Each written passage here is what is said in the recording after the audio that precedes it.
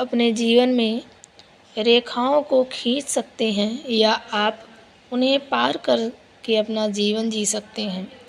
जब पूरी दुनिया चुप हो जाती है, यहाँ तक कि एक आवाज़ भी शक्तिशाली हो जाती है। मुझे आज विकसित करने में मुझे आज आवाज़ विकसित करने में काफ़ी लंबा समय लगा है।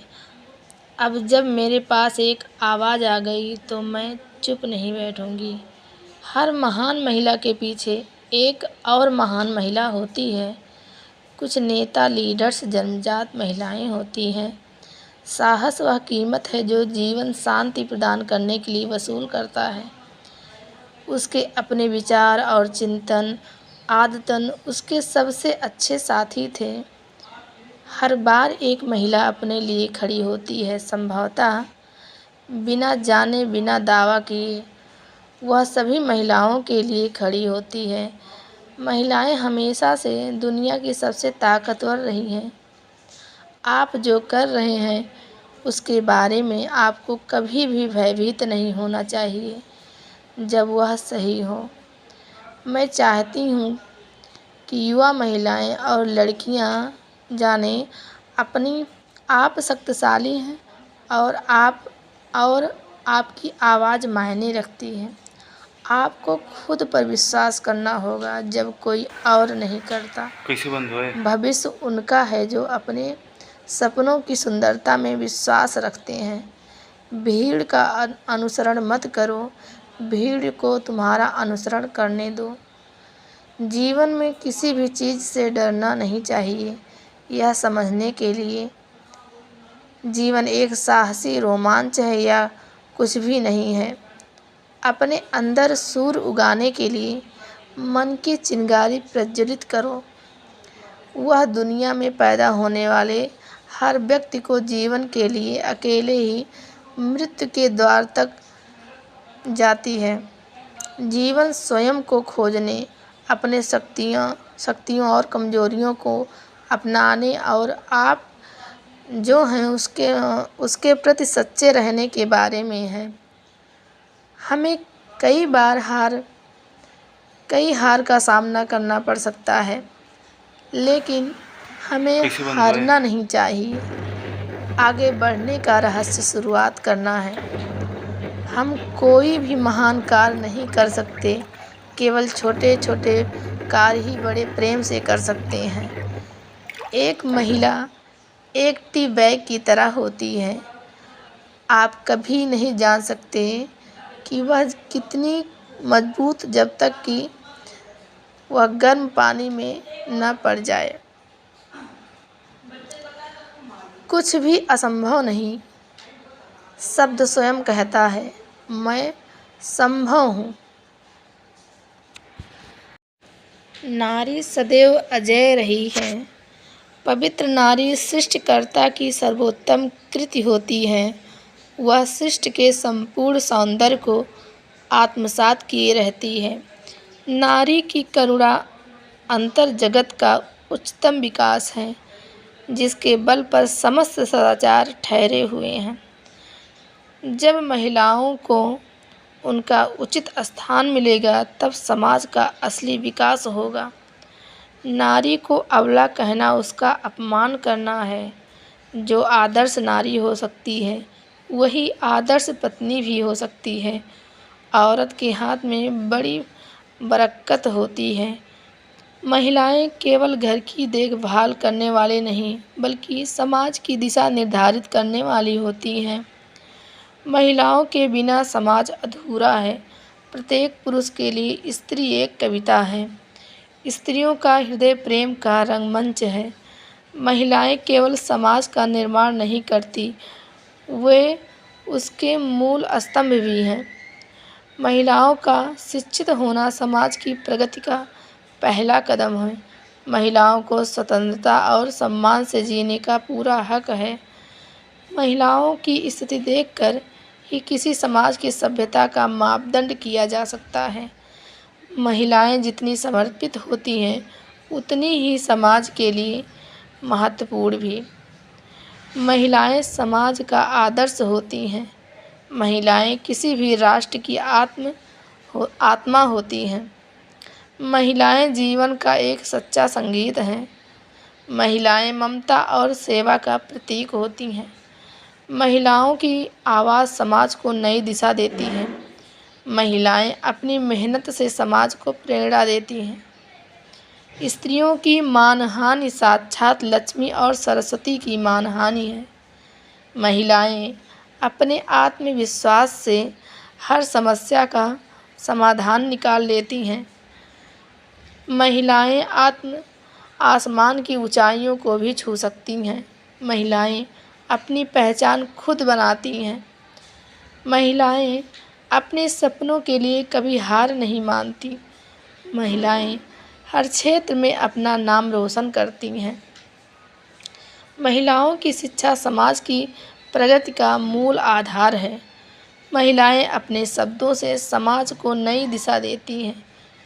महिलाएं हर चुनौतियों को स्वीकार करती हैं। महिलाएं अपने जीवन के हर रंग को महसूस करती हैं। महिलाएं अपने परिवार और समाज दोनों को संतुलित करती हैं। महिलाएं ब्रह्मांड की सीमा तक जा सकती हैं। महिलाएं अपने अधिकारों के लिए संघर्ष करती हैं। महिलाएं अपनी निष्ठा से हर कार्य को सफल करती हैं। महिलाएं अपनी मेहनत और संघर्ष से इतिहास रचती हैं। महिलाएं वित्तीय स्वतंत्रता की दिशा में सब महत्वपूर्ण योगदान दे सकती हैं। महिलाएं अपने अद्वितीय व्यक्तित्व से दुनिया को प्रेरणा देती हैं। महिलाएं हर स्थिति में खुद को साबित कर सकती हैं। महिलाएं अपनी संवेदनशीलता से समाज को सजीव बनाती हैं। महिलाएं अपनी आवाज़ उठाकर अन्याय का सामना करती हैं। महिलाएं हर क्षेत्र में उत्कृष्टता से प्राप्त कर सकती हैं। महिलाएं अपने जुनून से हर बाधा को पार कर सकती हैं। इसी सुविचार के साथ आज के दिन की शुरुआत करती हूँ। मैं कल्याणी त्रिपाठी आप सभी का वेलकम करती हूँ फ्रेंड्स। राधे राधे, प्रणाम। आप सब कैसी हैं? और मैं अभी बैठी हूँ, सब्ज़ी काट रही हूँ। और ये है बोड़ा और आलू दोनों कट कर रहे हैं हम। तो मेरे यहाँ इसको बोड़ा बोला जाता है और कहीं कहीं इसको लोबिया बोला जाता है, और मैं ज़्यादा बोड़ा ही बोलती हूँ। और घर में कभी कभी सब लोग लोबिया बोलते हैं। तो मैं दोनों नाम इसलिए बता दे रही हूँ कि आपके यहाँ क्या बोला जाता है, इसके अलावा इसका कोई और नाम है या नहीं। और मैं इसका नाम दो जानती थी तो मैं बता दी। और ये मैं शाम की सब्ज़ी काट रही हूँ और इसको जो है छौंकूँगी। वैसे बहुत मसालेदार नहीं, क्योंकि बहुत मसाला मेरे यहाँ कोई खाता नहीं है और मेरी भी आदत पड़ गई है, बहुत मसाला मैं नहीं डालती। और मेरे मायके में सब मसालेदार ज़्यादा पसंद करते हैं, लेकिन मैं जब से ससुराल आई तो यहाँ सब कम मसाला खाते थे, तो मैं कम मसाले में ही सब्ज़ी बनाती हूँ। और अब जा रही हूँ इसको बनाने। तो मैं यहाँ तड़का लगा दी हूँ, क्योंकि प्याज और लहसुन पड़ना नहीं है। पितृपक्ष का टाइम चल रहा है, तो बिना प्याज लहसुन के मैं सब्ज़ी बना रही हूँ इसको। और टमाटर तड़के में डाली हूँ और इस तरह से सब्ज़ी मेरी बन रही है। और यहाँ पर मैं साथ साथ और भी कुछ कर लेती हूँ। मैं एक काम एक पे नहीं लगी रहती हूँ। और मैं सब्ज़ी बन जाने के बाद ऊपर से थोड़ा सा टमाटर ऊपर से डालती हूँ लास्ट में। और हमको अच्छा लगता है, हमको क्या फैमिली में सबको अच्छा लगता है, तो मैं इस तरह से कर रही हूँ। और कुकर में जो है दाल बन गई, थोड़ा धीमी आंच किए थे और बगल में मैं आटा लगा ले रही हूँ। और कोई काम को मैं करती हूँ स्पीड से, कई काम एक साथ में लेकर चलती हूँ, जो चंद मिनटों में ही सारे घर के काम हो जाते हैं कंप्लीट। और भी मैं आटा लगा रही हूँ। और आटा की थाली में मैं पितरों के लिए भोजन निकाली हूँ, तो इसलिए छोटी थाली में जो है इसमें आटा लगा ले रहे हैं और गाय के ले जाकर खिलाना है तो जो है उसको ठंडा होने के लिए रख दिए हैं। तो बड़ी थाली उसमें फंस गई है तो मैं छोटी थाली में आटा लगा ली थी। सब्जी बन चुकी है और रोटी जल्दी से बना के हस्बैंड जी को भोजन परोसने के बाद मैं करूँगी अपने कुछ कपड़ों की कटिंग जो मुझको टाइम से देना है। और ये जो है मैं फर्श पे बिछा ली हूँ कपड़े को और कटिंग कर ली हूँ। तो एक पार्ट की कटिंग हो गई है और दूसरे पार्ट की कटिंग कर ले रही हूँ। और ये है कुर्ती की कटिंग कर ले रही हूँ। 42 नंबर की कुर्ती की कटिंग मैं कर रही हूँ इस तरह से। और यहाँ पर जो है पैंट मैं बना चुकी हूँ। कुर्ती पैंट बनाना था तो पैंट मैं बना चुकी हूँ और कुर्ती की कटिंग हम कर ले रहे हैं। और अभी मेरी ये फर्स्ट टाइम की कस्टमर है जो कि ये सूट जो है उनका हम बना रहे हैं, पहली बार आई हैं। वैसे तो मैं घर बैठे सिलाई 3 साल से लगभग शुरू की हूँ, थोड़ा थोड़ा। और अभी बहुत लोगों को नहीं पता है और जो जानती हैं वो लेके आती हैं। इतना ज़्यादा भी नहीं होती है मेरी सिलाई और जितना भी होती है घर के काम निपटाने के बाद मैं इसको देख लेती हूँ, क्योंकि थोड़ा लेटने की टाइम रहती है पर मैं चाहती हूँ कि लेटी ना रहूँ। लेटे रहने से थोड़ा हेल्दी हो जा रहे हैं हम। और मैं इस तरह से मोटी नहीं थी लेकिन अब हेल्दी हो जा रहे हैं बहुत लेटते। तो होता नहीं है कि अगर मन उदास हो तो लेटने का मन भी करता है और वैसे हम कभी लेटते नहीं थे। और मैं ये सब कामों से अपना मन बहलाती हूँ और करती हूँ। हस्बैंड जी के जाने के बाद टाइम जो रहता है अकेलेपन का टाइम अच्छा नहीं लगता। और मैं इस तरह से जो काटी थी कुर्ती वो इसके ऊपर रख ले रही हूँ और जो आगे पीछे करना है उसको मार्क कर लूँगी और उसी के हिसाब से मैं कटिंग कर लूँगी। और ये मैं फर्श पे बिछा के इसलिए काटती हूँ क्योंकि मेरे पास अभी टेबल वगैरह नहीं है। अभी मैं केवल फर्श पे ही कटिंग कर रही हूँ। जब अच्छी खासी मेरी अर्निंग हो जाए तो मैं टेबल की व्यवस्था कर लूँगी कटिंग बोर्ड की, लेकिन अभी मैं ऐसे ही कटिंग कर रही हूँ।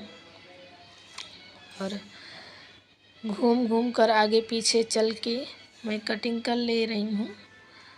और इसके बाद हम स्टिचिंग भी करेंगे। अभी इसको कटिंग करने के बाद वैसे तो एक बार में कट कर लेने के बाद फिर अगले दिन सिलाई करने में आसान रहता है, लेकिन जो कोई इमरजेंसी का रहता है तो उसी दिन कट करो उसी दिन स्टिचिंग करो, क्योंकि एक दिन के चक्कर में फिर टाइम ख़राब हो जाती है। और मैं जो है ये नीले कलर का जो है मिल्टन चाक है, इसी से मैं मार्क कर ले रही हूँ।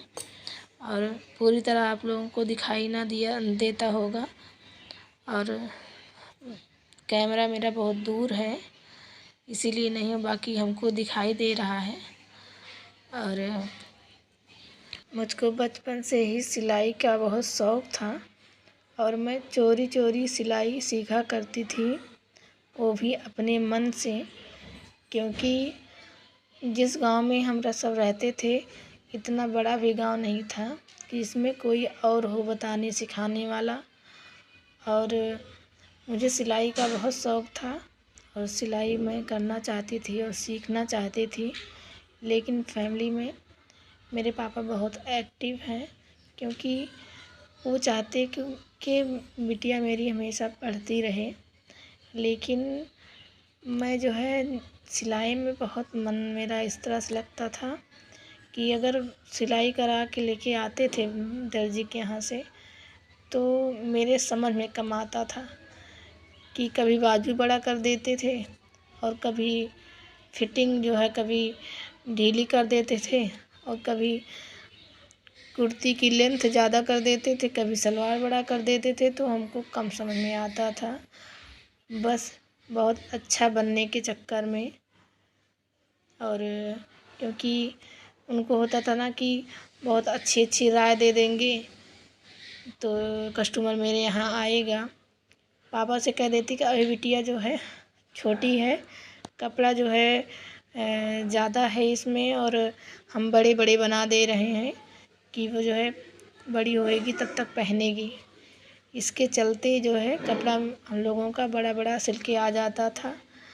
तो कौन कपड़ा इस तरह से पहनेगा कि अगर 5 साल का है तो 12 साल 15 साल का कपड़ा साइज़ का क्या मतलब है। पूरा लूज अनफिट रहता तो अच्छा ना लगता।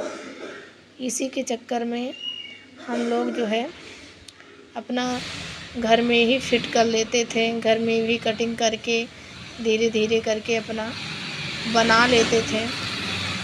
और हमको ये साड़ी मिली है, एक स्कूल की मैडम की साड़ी है, ड्रेस है, स्कूल में यूनिफॉर्म लगा है साड़ी का, तो मेरे पास की ही है। तो इसको दी है फॉल पीको करने के लिए, और साड़ी तिरछी है तो मैं इस तरह से बराबर कर ले रही हूँ, क्योंकि दोनों तरफ पीको होना है। और तिरछा को एकदम से अच्छे से देख कर निकाल ले रही हूँ, और फाल को धुल के प्रेस सुखा के प्रेस करके रख ली हूँ। और मैं ये बड़ी वाली सिलाई मशीन में सीधी सिलाई करती हूँ, और जो ऊषा जनोम की सिलाई मशीन रखी है इसमें पीको करूँगी, फॉल लगाऊँगी। और ये सिलाई मशीन मैंने शौक में ही लिया था, जो वाइट कलर की है। ये लगभग हमको 12,000 की पड़ी थी। तो ये मैं शौक में ली थी, तो जब हमको बाहर से सिलाइयाँ मिलने लगी तो मैं पैसे को इकट्ठा करके इसको जो है जिसमें मोटर लगा है बड़ी वाली सिलाई मशीन में ले ली, क्योंकि अपने ही काम कर सकते हैं ये ऊषा जनोम ड्रीम स्टिच सिलाई मशीन से। बाहर की सिलाइयों से तो ये मशीन मेरी जो शौक मिली थी वो ख़राब हो जाती, इसलिए मैं बड़ी सिलाई मशीन ले ली हूँ। और मुझे जो सिलना होता है मैं सीधी सिलाई बड़ी सिलाई मशीन में करती हूँ। और ये पीको इसी से मैं करती हूँ ऊषा जनोम की। और मैं आंचल की तरफ से अब कट कर रही हूँ, और ये जो तिरछा पार्ट रहता है उसको निकाल ले रही थी। और इसमें गोल्डन कलर का फॉल मंगा के धुले हैं, क्योंकि नीचे एकदम गोल्डन का है।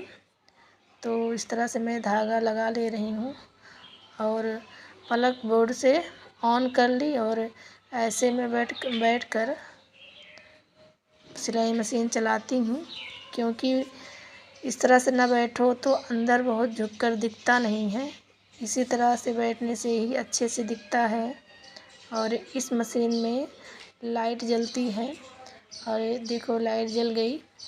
और मैं धागा को इस तरह से भर ले रही हूँ, जिस कलर का धागा लगेगा साड़ी में, ये क्या बोलते हैं क्रीमी कलर या गोल्डन कुछ भी कह सकते हैं इसमें, क्योंकि असल सामने देखो तो ये गोल्डन है, और इसको जो है कैमरे से जो इसका कलर दिख रहा है इसमें क्रीमी कलर दिख रहा है। तो ये मैं धागा भर चुकी हूँ अंदर, इसमें अटैच कर रही हूँ बॉबिन केस। और बॉबिन केस अटैच करके बाद धागा आगे पार्ट में डाल के मैं कुछ सेटिंग इसमें होती है सिलाई मशीन में सेट करूँगी।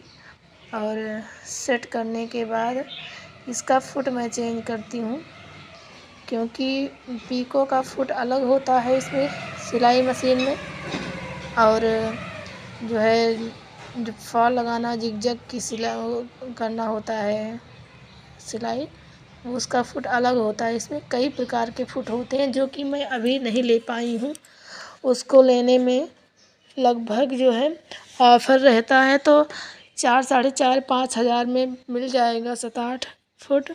और ऑफ़र नहीं रहेगा तो लगभग 8,000 का पड़ जाता है। तो हमको इतनी ज़रूरत ही क्या है कि मैं इतना फुट ले लूँ। और वैसे भी ये मशीन मेरी 12,000 की थी और फुट ले लूँ तो जो है इसमें 12, 8, 20,000 कैसे ही पड़ जा रही है। 2 साल की वारंटी थी, वारंटी इसकी पूरा हो चुकी है। और इसमें जब जब सर्विस होती है, जब कोई दिक्कत आए, जब सर्विस इलेक्ट्रीशियन को कॉल करके बुलाया जाता है इस कंपनी से, तो इसमें जो है आने पर जो भी बनाएंगे 550, 500 ऐसे ही लेके जाते हैं। और मैं इस तरह से फालतू खर्चे मुझको अच्छा नहीं लगता कि जो है इतना फालतू का खर्चे। पहले तो मैं जानती होती तो ना ही लेती सिलाई मशीन को, क्योंकि उतना चलती नहीं थी सिलाई। जिसकी चलती होगी सिलाई उसके लिए तो बहुत ही अच्छा है। हाँ, जब ली थी तब मेरी सिलाई नहीं चलती थी, लेकिन कुछ ना कुछ मिलता रहता है मेरे घर पे ही सिलाई करने के लिए। तो मैं इसको जो है जब तक वारंटी थी, जो दिक्कत थी तो मैं बुलवा लेती थी। और उसके बाद मैं अधिकतर इसमें क्या होता है, क्या नहीं होता है, कैसे होता है, अधिकतर मैं देख लेती हूँ। तो उसी टाइप से हम अपना खुद ही बना लेते हैं। अभी भगवान की दया से हमको वारंटी ख़त्म होने के बाद हमको इलेक्ट्रीशियन नहीं बुलाना पड़ा। वारंटी ख़त्म होने के भी 2 साल हो गए हैं। और मैं कोई दिक्कत होती है तो इसका प्लग वगैरह पेचकस खोलने का जो है जो लगता है उसको रख लिए हैं और उसी से हम अपना बना लेते हैं। और वारंटी ख़त्म होने के बाद जो है इसमें एक मेरा बल्ब फ्यूज हुआ था, क्योंकि मेरी बेटी इस पे थोड़ा बैठ गई थी तो जो है ये बल्ब फ्यूज हो गया था। तो ये जो है बल्ब मेरा लगभग 200 रुपये में लगा था। तब से कोई भगवान की दया से इसमें दिक्कत आई नहीं। और फिनिशिंग बहुत अच्छी रहती है, पीको में भी और फॉल में भी। देखो इस तरह से फिनिशिंग बहुत अच्छी रहती है। और ये देखो मैं जिसका भी बनाती हूँ तो कहती हैं कि पता ही नहीं चल पाता कि ये तार से पीको हुआ है या धागे से। और सफाई रहती है। और गऊ माता आ गई हैं मेरे गेट पर ही, तो मैं इनको पत्तल पर भोजन दिलाई हूँ। और मैं जो है सुबह इसको उबाल बना के फिट कर ली थी गौ माता के लिए। तो हस्बैंड भी जाने वाले थे तो उनसे बोली कि पहले खिला दो तो जाओ, बिना खिला के ना जाओ। क्योंकि मैं साफ़ सुथरा हूँ पर भी, लेकिन हम सोचे कि जो पितृदेव होते हैं वो पुरुष के ही हाथ से तृप्त होते हैं, तो मैं इन्हीं के हाथ से दिलवाई। और इस तरह से इकट्ठा कर दे रहे हैं। और तो फ्रेंड्स फिर मिलेंगे एक न्यू ब्लॉग के न्यू वीडियो के साथ।